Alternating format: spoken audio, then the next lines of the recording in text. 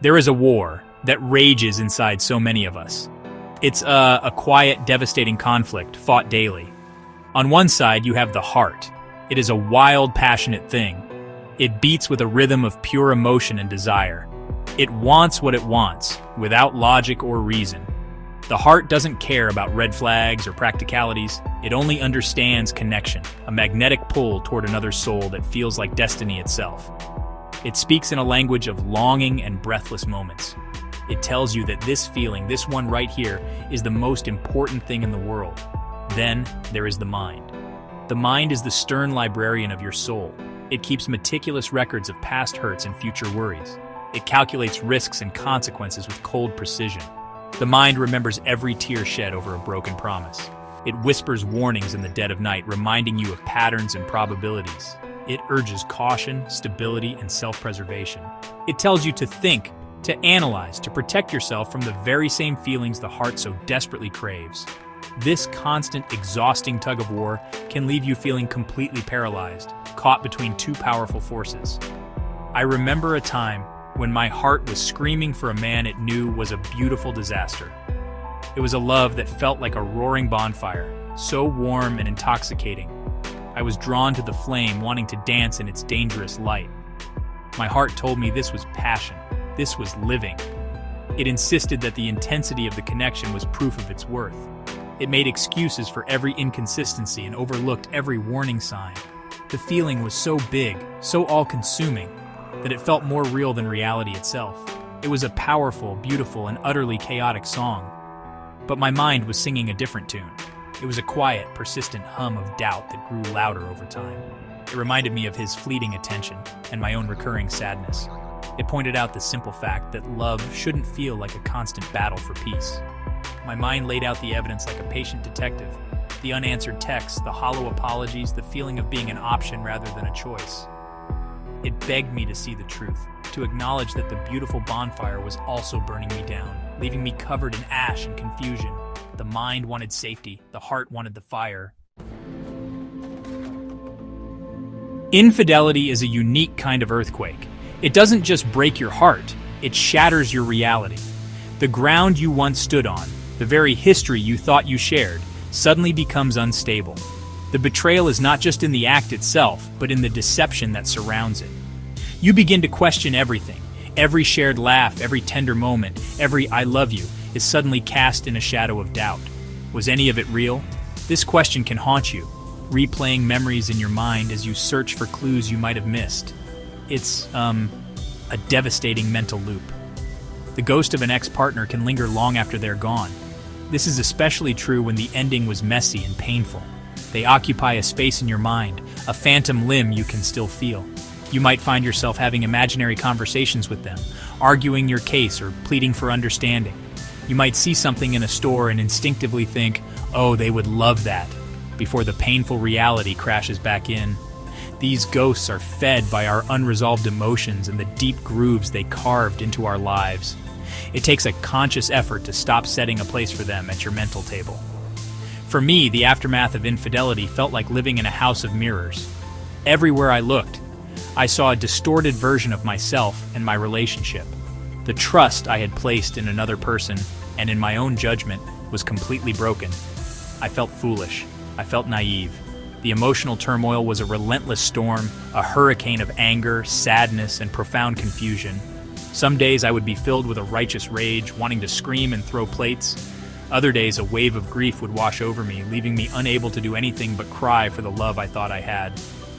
Moving on is not a linear process. It's a chaotic dance. You take 2 steps forward and 1 step back. You might have a week where you feel strong and clear, convinced you are over it. Then a song on the radio or a familiar scent can send you tumbling back into the sadness. The mind tries to impose order on this chaos, telling you that you should be over it by now. But the heart grieves on its own timeline. It needs time to process the loss, to feel the full weight of the pain before it can even begin to let it go.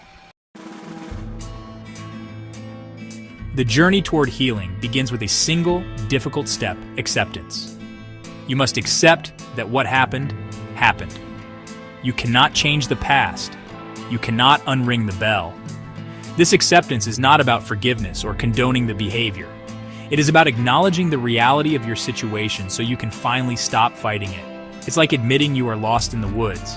Only then can you stop wandering in circles and start looking for a path out. This first step is brutal, but honestly, it is the most necessary one you will take on the road to recovery. Personal reflection becomes your greatest tool. I had to sit with myself in the uncomfortable silence. I had to ask myself the hard questions. What part did I play? What needs was I trying to meet through that relationship?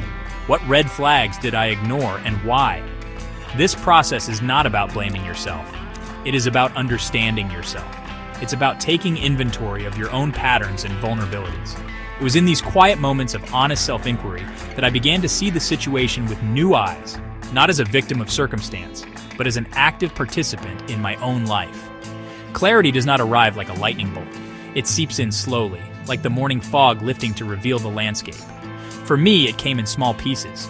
It was the realization that my happiness was not dependent on someone else's love. It was the moment I chose to do something for myself, not to impress anyone or to fill a void, but simply for the joy of it. It was reclaiming my own space, both physically and mentally.